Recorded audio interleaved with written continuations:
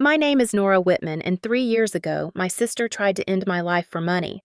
The first thing I remember is the sound of something beeping far away like a small bird trapped in a glass room. Then silence. Then air, heavy and cold, pressing against my chest. When I opened my eyes, everything was white, the ceiling, the walls, the sheets, even the nurse's gloves. I thought I was dead. The nurse gasped when she saw me move. Her eyes went wide as she whispered, "She's breathing." I didn't understand until I saw the machine beside me, the ventilator, its tubes hanging loose. The oxygen line had been disconnected. My lungs burned as if they'd been fighting for hours. My throat was raw, my lips cracked. I tried to speak, but all that came out was a low rasp. The nurse called for help. 2 doctors rushed in. One of them looked at my chart and froze. "Who authorized the termination?" he said. Another nurse stammered, "Her sister Irene Whitman, next of kin." The room tilted. Irene. My older sister. The one who had held my hand at our father's funeral. The one who promised to take care of everything. I wanted to scream, but the only sound I made was a faint whimper.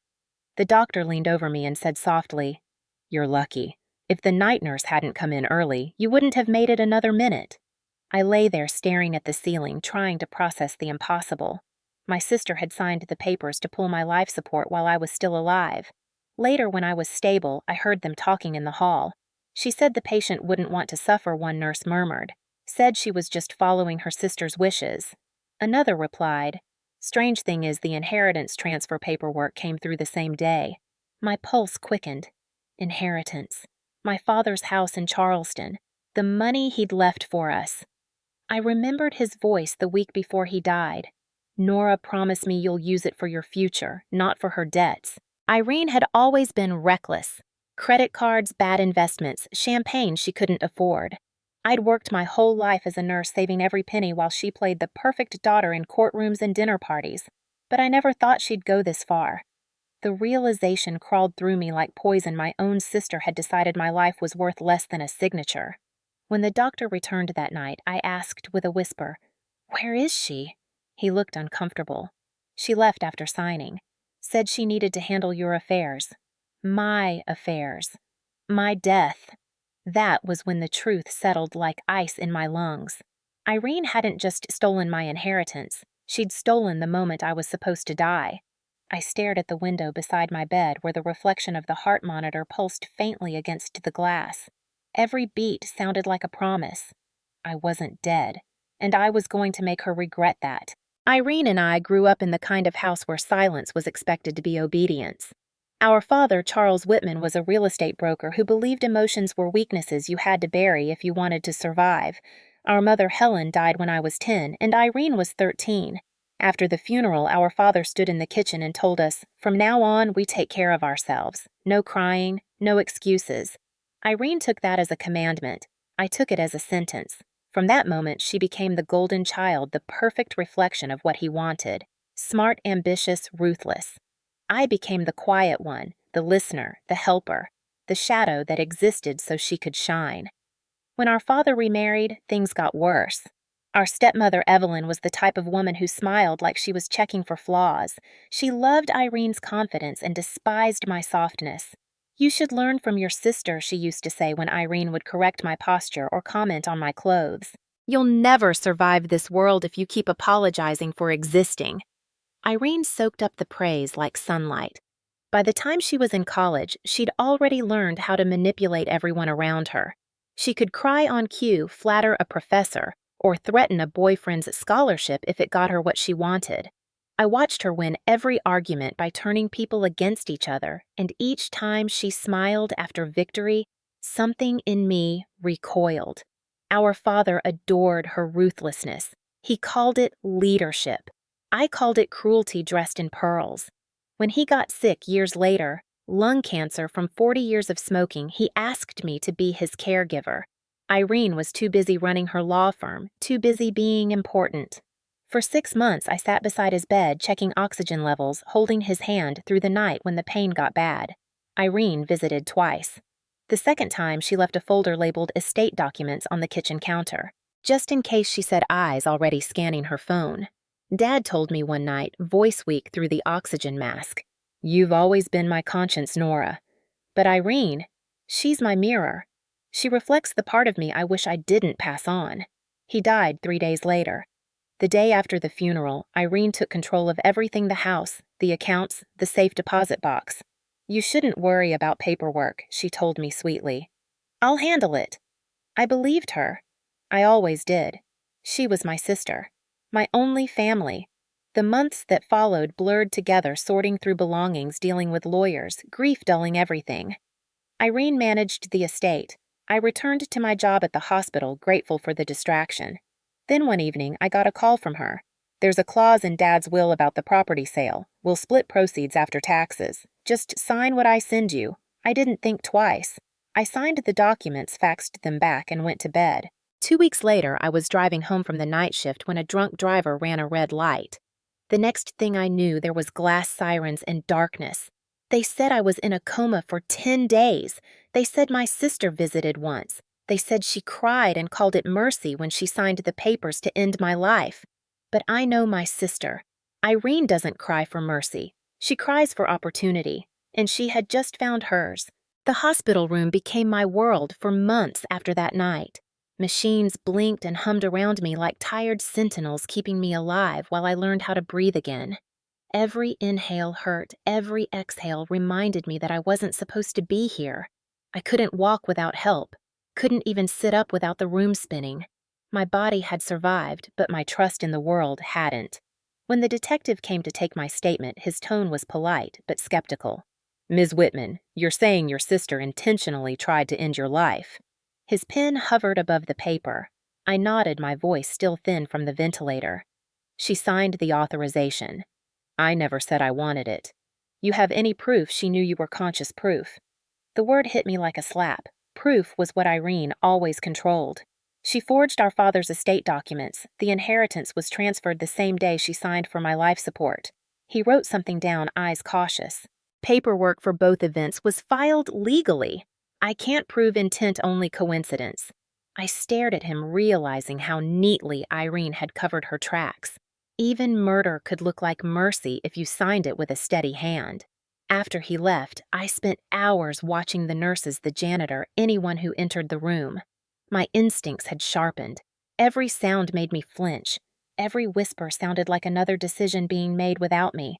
The world had gone quiet, like everyone was conspiring to keep me small. The physical therapist said recovery would take 6 months.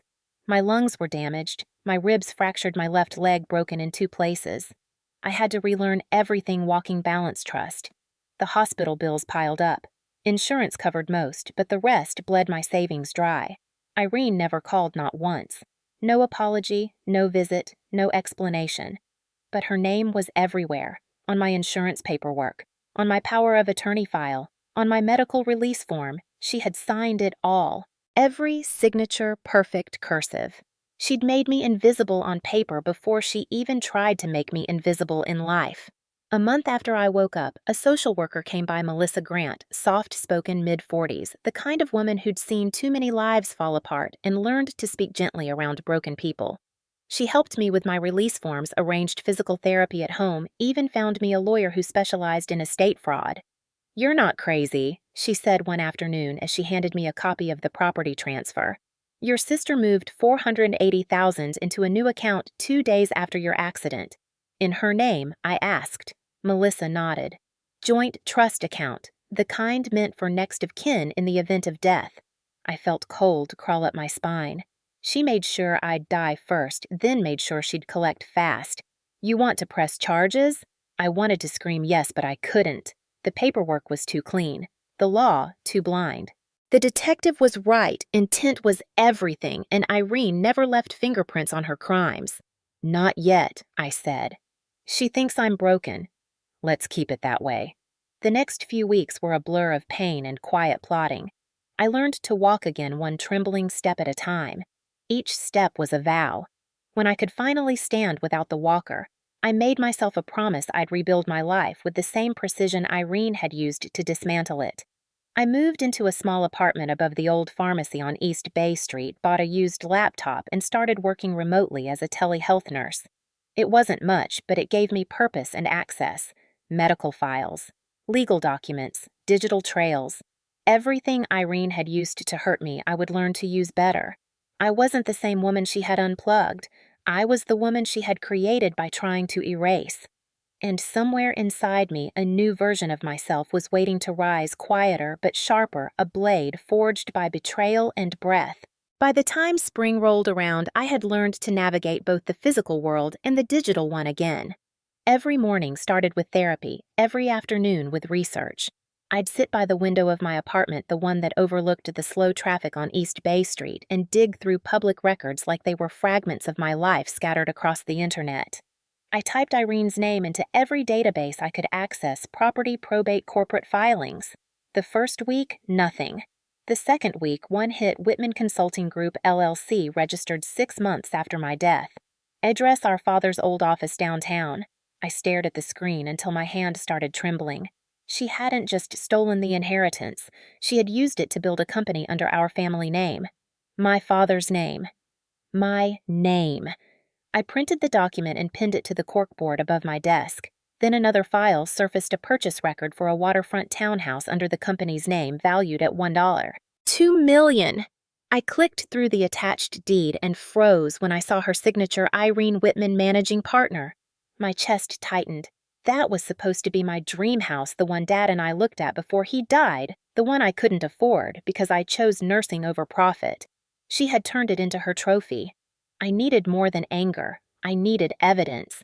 Melissa, my social worker turned quiet ally, helped me request a copy of the hospital's authorization forms. It'll take some time, she warned, but if we can match handwriting or find inconsistencies, that's something. 2 weeks later, she called me in. We got them. I drove to her office, my palms slick with sweat. She spread the files across her desk, stacks of forms, signatures, timestamps. Irene's name appeared everywhere, elegant and controlled. But one line caught my eye. On the termination form under relationship to patient, Irene had checked spouse. My blood ran cold. That's fraud, Melissa whispered. She lied about her relationship to gain next of kin authority. I stared at the page, remembering the day I'd filled out my own medical records listing her under emergency contact. Sister. How easily she had rewritten that truth. Can this prove intent? I asked. Melissa sighed. It's strong, but not enough. She can claim it was a clerical error.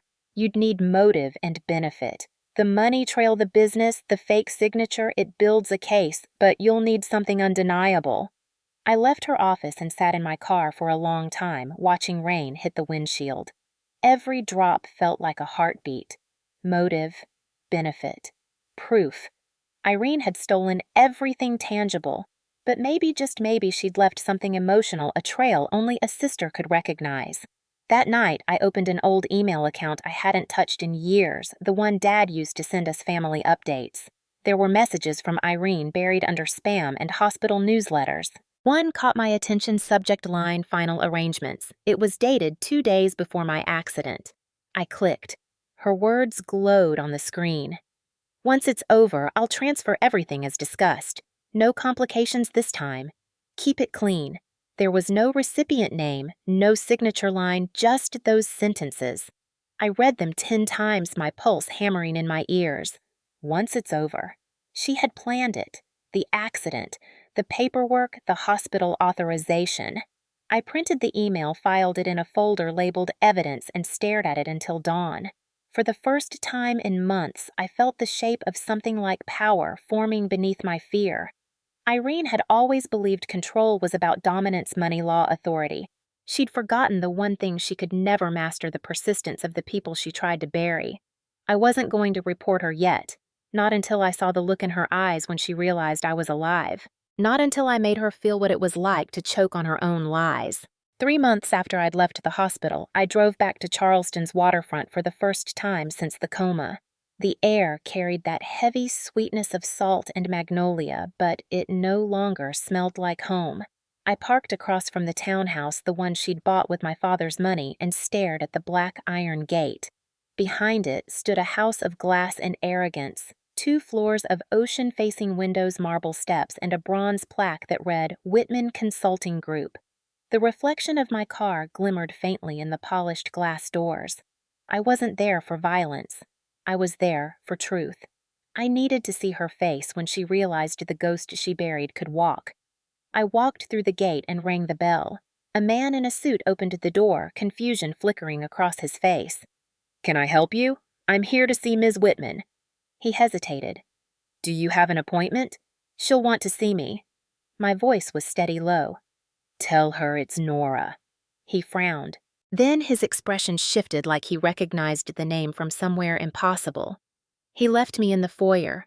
The space was a museum of everything Irene loved. Crystal vases, minimalist art success, polished to sterility.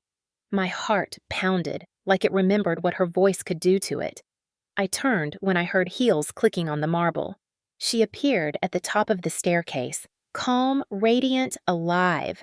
Her hair perfect, her posture flawless. She looked down at me like I was a tax problem that had returned from the dead. "Nora." Her voice cracked just enough to betray her shock. "You look like you've seen a ghost," I said. She descended the stairs slowly, eyes never leaving mine.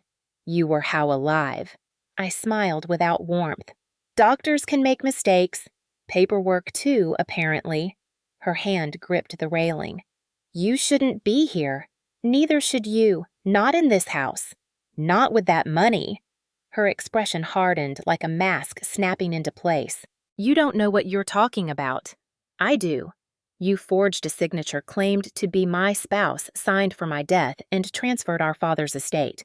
You didn't even wait for me to go cold." Her face didn't flinch. "That scared me more than anything. You can't prove any of that," she said softly. "You've always been dramatic. Maybe the accident affected your memory." "Gaslighting. The weapon she'd always used best." I stepped closer. "You really want to test my memory, Irene, because I remember the nurse's voice when she said my oxygen tube was disconnected. I remember your name on every form. I remember that you left before they could even pronounce me dead." She crossed her arms. "Then sue me." "Oh, I plan to," I said, "but not yet. Not until I've seen how far you'll go to lie again." Her jaw tightened. "You think you can scare me with empty threats? You've always been weak, Nora. You always needed saving." "Funny," I said, leaning closer. "I'm standing here because I saved myself." Her eyes flicked with something fear, disbelief, maybe guilt, but it vanished fast. "You should leave," she said. "Now. I'm not the one who needs to run this time." I slid a thin envelope from my purse and dropped it on the marble table. "That's a copy of the email you sent 2 days before my crash. The one where you promised there would be no complications. I'm sure the police will enjoy interpreting that." Her face paled. She didn't touch the envelope. "You can't prove I wrote it. Then you won't mind if they check the metadata."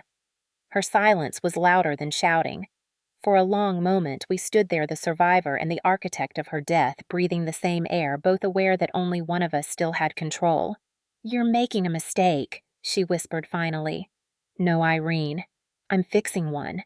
I turned and walked toward the door, her voice following me down the hallway. "You have no idea what I can still do," she shouted. I paused at the threshold. "Neither do you," I said and closed the door behind me. The sea wind hit my face like a baptism. For the first time, I felt truly awake. 2 weeks after our confrontation, Irene tried to pretend nothing had happened. I watched her from a distance through the company website, through the local paper, through whispers that traveled faster than truth in Charleston's old money circles. She attended charity luncheons, gave interviews about female entrepreneurship, smiled for cameras that never saw the rot beneath her foundation. I let her believe she'd won. I knew her better than she knew herself. She was addicted to admiration, allergic to silence. And silence was exactly what I gave her. No police reports, no calls. Just quiet. 3 weeks later, she reached out first. An email arrived with a subject line that made my chest tighten. "Can we talk?" The message was short. "Let's meet. The past doesn't have to destroy the future." I read it 3 times before replying. "Tomorrow. Noon. Whitman Cafe." It was the coffee shop our father used to take us to after church. a place that smelled like cinnamon and nostalgia and lies. When she walked in, she looked almost relieved, like she'd been expecting an explosion and found only a whisper. "You came," she said. "You invited me. I wasn't sure you'd say yes." I smiled faintly. "You never were good at reading me." She sat down, adjusting the cuff of her blazer. "Look, Nora, we've both been through hell. Dad's death, your accident, it broke us.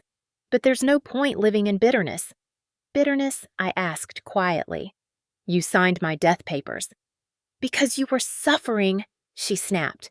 Then, lowering her voice, I made a mistake. "I thought I was doing what you'd want, and taking the inheritance. That was," she hesitated, "that was my way of keeping things moving. You were gone, but I wasn't." The cafe went quiet except for the hiss of steaming milk. I leaned in. "You stole my life, Irene. You used my name to build your empire, and now you want forgiveness." Her jaw flexed. "You can't prove any of this will hold in court, and dragging our family through a trial that'll destroy us both." I smiled. "You're right. A trial would be terrible publicity for Whitman Consulting, which is why I'm giving you a chance." I slid a small envelope across the table. "You'll find a transfer agreement inside. You'll liquidate the company, return my share 50% of what you stole. You'll sign over the townhouse. In exchange, I won't send this file to the authorities." Her fingers trembled as she opened the envelope. Inside was a USB drive labeled Inheritance 2.0. "What's on this?" she asked. "Proof," I said. "Emails, bank transfers, forged signatures, the metadata. Enough to make you headline news." Her expression curdled into something between fury and panic. "You're bluffing. Try me." For a long time, she stared at me, calculating. "You're more like me than you think," she said, finally. "No," I replied. "I just learned from you." I stood, left cash for the coffee, and walked out. My hands were shaking by the time I reached my car, but my mind was steady. The trap had been set. I'd already sent encrypted copies of the data to 2 journalists and a lawyer with timed release instructions. If she didn't comply within 48 hours, the story would go public. The next morning, a wire transfer hit my account. $500,000. No message, no apology, just numbers. But that wasn't the end. That night, I got a call from Melissa. "Nora," she said, voice tight. "There's been an incident. Irene's company was raided this afternoon. Financial fraud, forged contracts. Someone tipped them off. I hadn't pulled the trigger yet, but someone else had." My chest went cold. "She's in custody for questioning." "But it's serious." I hung up and stared out my window at the harbor lights flickering against the black water. I hadn't wanted her arrested, not yet. I wanted her to live long enough to understand what it felt like to lose everything she built. But maybe that was justice's way of catching up faster than I planned. Either way, the empire she'd built from my blood was crumbling, and this time I wasn't going to save her. The morning after Irene's arrest, Charleston woke to chaos. Her face was on every local broadcast, every paper, every social media feed. Local businesswoman accused of large-scale fraud. Whitman Consulting under federal investigation. I sat at my kitchen table with a cup of coffee that had long gone cold, watching her mugshot loop on the news. Her perfect hair was gone, replaced by a disheveled mess. Her flawless lipstick had been wiped away, leaving the raw, unfiltered woman beneath. The reporter spoke in that calm, practiced voice reserved for tragedy. Sources close to the investigation alleged that Irene Whitman manipulated medical and financial documents to gain control over a multi-million-dollar inheritance following her father's death 3 years ago. I didn't have to imagine the look in her eyes when she heard those words. I could feel it, the disbelief, the rage, the dawning horror that her mask had finally cracked in public. The justice I'd dreamed of was no longer a fantasy. It was playing out on every screen in the city. But as I watched her world burn, something strange settled in my chest, not triumph, not relief, but a quiet ache. I'd spent so long chasing retribution that I'd forgotten what peace was supposed to feel like. My phone buzzed. Unknown number. I hesitated, then answered. "Nora Whitman," a man's voice asked. "This is Detective Harper, Charleston PD. I believe you were involved in the initial inheritance dispute." "Involved," I said softly. "You could say that. We may need your statement." Ms. Whitman has requested to speak with you directly. My stomach turned. She wants to see me. Yes, she's at the county detention center. If you're willing. I hesitated for a long time, staring at the rain streaking down the window. My revenge had been clean, digital distant. Seeing her again would make it real. But something in me, curiosity, maybe conscience, whispered that I had to look her in the eye one last time. I'll come, I said. The detention center smelled like bleach and rusted metal. A guard led me down a long hallway to a room with glass partitions. Irene sat on the other side wearing an orange jumpsuit that looked alien on her. Her hands were cuffed, but her eyes were sharp as ever. When she saw me, her lips twisted into a half smile.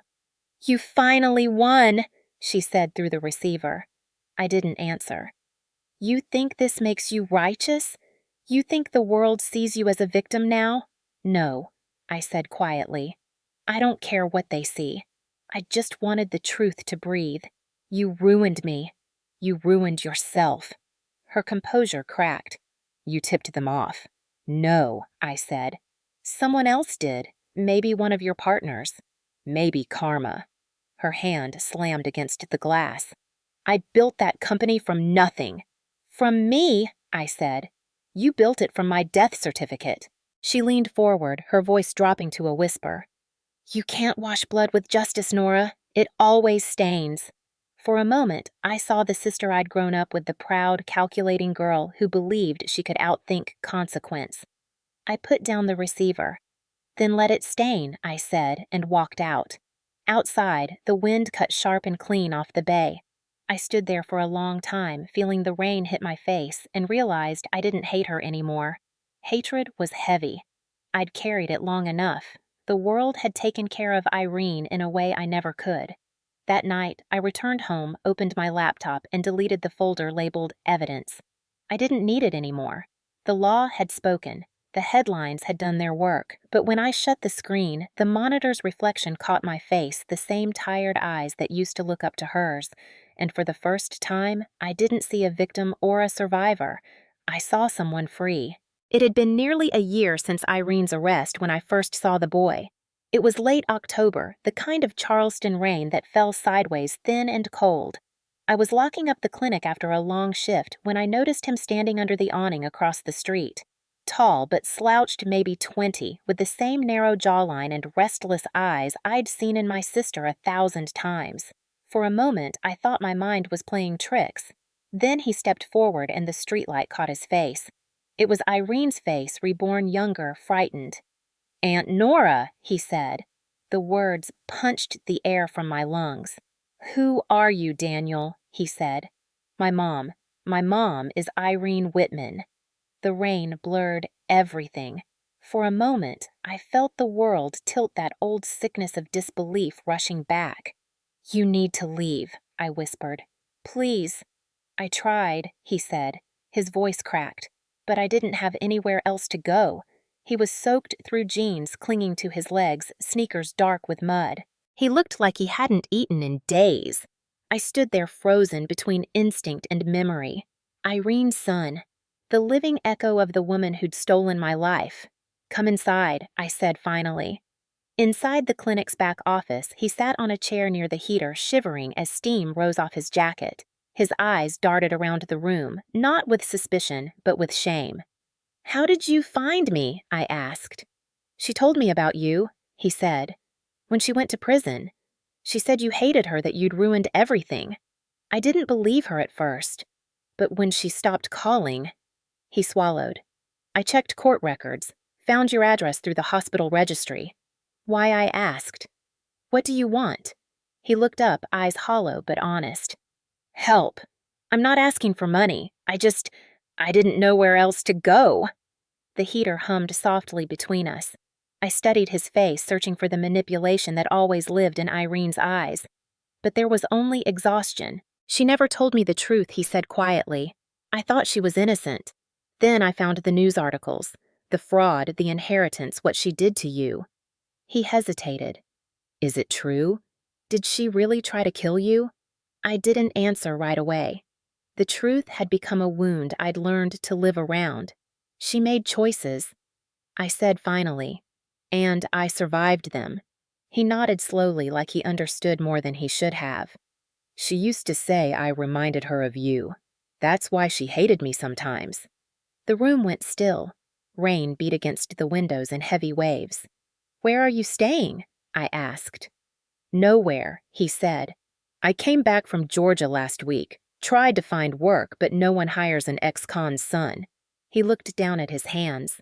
I've been sleeping in the shelter near King Street. For a long time, neither of us spoke. Then, against every instinct of self-preservation, I heard myself say, You can stay here for tonight. His head snapped up. Really? Just tonight, I said. And in the morning, you'll go to the job center. Tell them you're connected to me, they'll listen. He nodded quickly. Thank you. I'll leave tomorrow, I promise. I poured him a cup of coffee and watched his hands tremble as he drank. In the silence that followed, I felt something I hadn't in years. Not forgiveness, not pity, but a fragile thread of recognition. He wasn't Irene. He was the collateral damage she'd left behind. When I left him to sleep on the couch, I paused at the doorway. He was already drifting off, face softened by exhaustion. And in that moment, I realized something cruel and beautiful. Irene hadn't just destroyed lives. She had created ghosts of herself, of me, and now of him. And somehow, we were all still trying to find a way to breathe. By December, Daniel had found a job at the grocery warehouse near the docks. He was quiet, reliable, polite in that way people become when life has already knocked the rebellion out of them. He never asked for much, just a roof, a chance to start over. For the first time in a long while, the apartment didn't feel haunted. It felt human. Until the coughing started. At first, I thought it was the cold air Charleston winters always carried that damp bite. But by the third week, his coughing grew deeper, sharper, the kind that rattled the lungs. I'm fine, he insisted every time I asked. Just tired. I'd heard those words from 100 patients before. The way he said them, the forced casualness, the breath between syllables told me it wasn't fine. One night, after another coughing fit doubled him over, I made him sit on the couch and listen. You're going to the clinic tomorrow, I said. No arguments. He looked too pale to protest. The next day's test results came back worse than I expected, advanced pneumonia. Low oxygen levels elevated heart stress. I stood in the hallway reading the file, my pulse tightening. It was the same hospital where Irene had signed my death papers. The same walls, the same faint antiseptic smell. History, I realized, had a cruel sense of humor. When I walked into his room, Daniel tried to sit up and grin. I told you I'm fine. You're not, I said. You're staying for observation. He sighed, sinking into the bed. I hate hospitals. So do I said quietly. The doctor came in moments later, a young man with sharp eyes and the kind of politeness that meant he was used to delivering bad news. His lungs are inflamed, he said. We're starting antibiotics, but he's going to need a few days of oxygen support. My chest tightened. Oxygen, tubes, monitors. Everything came flooding back. I forced myself to stay calm. Do whatever you need, I told him. That night, I sat by Daniel's bedside while machines hummed around us. He slept fitfully, mumbling things I couldn't catch. At one point, he whispered Mom and I felt something break quietly inside me. She had left him too, just as she'd left everything she touched. Around midnight, a nurse came in to adjust the oxygen line. She frowned at the paperwork on the clipboard. Strange, she said. This authorization was signed months ago by Irene Whitman. My heart stopped. What? She turned the clipboard toward me. There it was again, my sister's signature, looping and perfect. She listed herself as his medical contact. It's still in the system. I stared at it, my throat dry. Even from prison, Irene had managed to leave fingerprints on another life. Can we change it? I asked. We'll need the patient's consent, the nurse said. Tomorrow morning. I waited until she left, then sat there in the dark, staring at the steady rise and fall of Daniel's chest. He had her blood, her eyes, her lungs now fighting the same way mine once had. I wanted to hate him for the resemblance, but all I saw was the innocence she'd stolen. I thought about that day 3 years ago. The hiss of the ventilator, the cold air, the doctor's voice saying her name. And now here I was again, standing over another bed, another life in her shadow. I leaned closer and whispered, "You're not her. You don't die for her sins." The machine beeped softly, a steady rhythm that felt like defiance. I stayed there until dawn, watching the monitor blink, determined not to let it stop. Not again. Not for him. Not for her. 2 days later, while Daniel slept beneath the quiet hum of the oxygen machine, I got a call that made my stomach turn. It was from the state penitentiary. The operator's voice was brisk. "You have a collect call from inmate Irene Whitman. Do you accept?" For a moment, I couldn't breathe. The sound of that name alone was enough to pull the air out of the room. "Yes," I said finally. The line clicked. Then her voice came through rougher, older, but still carrying that same calculated calm. "Hello, Nora." I didn't respond. "You're not going to hang up?" she asked. "I wasn't sure you'd even pick up. Why are you calling me?" "Because I heard about Daniel." My heart dropped. "How?" "He sent me a letter, told me he found you, that you were helping him."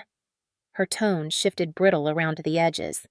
"Is it true?" I swallowed hard. "He's sick. He's at the hospital." "What kind of sick? Pneumonia?" "He's stable." There was silence on the line, then a shaky breath. "They told me he was homeless," she said quietly, "that he hadn't been visiting. He was on the streets because of you," I said, "because you taught him people were disposable." "Don't," she whispered. "Don't punish him for my sins." "I'm not. I'm saving him from them." She let out a sound, a mix between a sob and a laugh.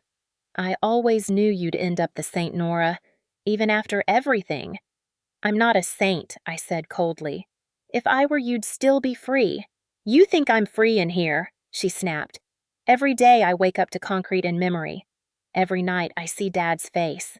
I know what I did." I almost hung up, but something in her voice, something I'd never heard before, stopped me. Regret. Why now, I asked. Why pretend to care after all this time? "Because he's all I have left," she said, "and because I don't have much time." I frowned. "What are you talking about?" "Heart failure," she said simply. "They caught it late. No surgery, no appeal. Just waiting." The words hit like a blade, turning slow. "You're lying." "I wish I were." She exhaled a tired, hollow sound. "That's why I needed to hear your voice. I don't expect forgiveness, Nora, but if he dies hating me, I'll never rest. Tell him. Tell him I was sorry." I stared at the hospital window, at the gray drizzle outside, at my reflection split by rain. "You want me to give him your redemption?" "No," she whispered. "Just your mercy." I closed my eyes. "You don't deserve either." "I know," she said. "But he does." The silence stretched until it became unbearable. "He still looks like you," I murmured. "He laughs like you used to before everything went dark." Irene inhaled sharply. "Then don't let him become me. You already made him carry your name." "Then give him yours," she said, voice trembling. "Give him something clean to start with." The line crackled, her breathing grew uneven. "Nora, yes. You were right that day," she whispered. "When you said I'd regret it, I do. Every minute." I pressed my hand against my chest, feeling the faint echo of the same heart she'd once tried to stop. "Goodbye, Irene." "Wait," she said, panic flickering in her voice. "If he asks, tell him I loved him, even if it wasn't enough." The line went dead. I sat there for a long time, the receiver still pressed to my ear, the ghost of her voice trapped in the static. When I finally hung up, my reflection in the window looked older, harder, but strangely lighter. Maybe mercy didn't mean forgiveness. Maybe it just meant carrying the truth without letting it poison you. I looked toward Daniel's room where the machine still beeped softly and whispered, "You won't die her death." 3 days after Irene's call, Daniel's condition worsened. The pneumonia spread fast. His oxygen levels dropped dangerously low. The doctors moved him to intensive care. I stood in the same hallway where 3 years ago I'd lain helpless as my own life slipped away. The same machines, the same antiseptic hum, the same fear pressing into my ribs. The doctor approached quietly, a man younger than my memories could forgive. "We may need to intubate," he said gently.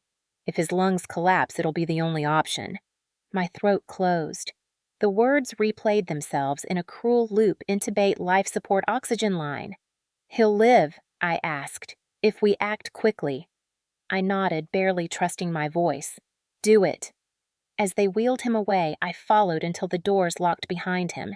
I pressed my palm against the cold glass window and watched as they connected the tubes, the monitors, the wires, the same cords that had once tied me to death and life at the same time. When the ventilator hissed, I had to look away. I sat in the waiting room through the night, listening to the machines hum beyond the wall, the echo of my own past chasing me like a shadow I couldn't outrun. Around dawn, a nurse approached. He's stable for now, she said, but he'll need a decision soon about prolonged support. He's listed his mother as next of kin. My heart sank. She's in prison, I said, and dying. The nurse looked confused. Then you'll need to take legal guardianship. Without that, we can't move forward. I signed the forms with trembling hands, the pen dragging across the paper as if it resisted me. He's my responsibility now, I said. But the words carried a weight I hadn't expected, a truth I hadn't been ready to feel. For days, I stayed by his bed. Every beep of the monitor felt like a question. How far would I go for redemption that wasn't mine to claim? One evening, as the sun set across the hospital parking lot, Daniel stirred. His eyes fluttered open, unfocused, but alive. "Aunt Nora," he whispered through the mask. "I'm here," I said, leaning close. "You're okay." "Is she?" His voice cracked. "Mom." I hesitated. "She called me," I said softly. "She wanted me to tell you something."